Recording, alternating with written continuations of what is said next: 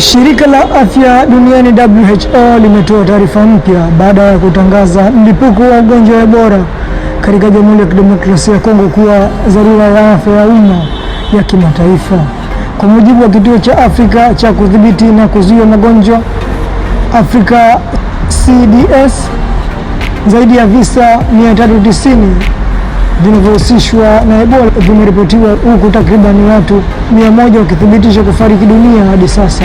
WHO hapo awali ilikuwa imesema kwamba mlipuko huo haujafikia kiwango cha kutangazwa kuwa janga la kimataifa, lakini ilionya kuwa huenda maambukizi halisi yakawa makubwa zaidi kuliko yaliyogunduliwa hadi sasa.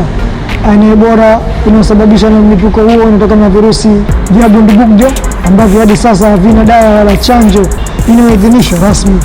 Katika hotuba yake, mkuu wa WHO ambaye pia anatarajiwa kuzungumzia mlipuko wa hantavirus uliripotiwa ndani ya meli ya utalii, huko taarifa zaidi kuhusu hali hiyo zikisubiriwa kutolewa.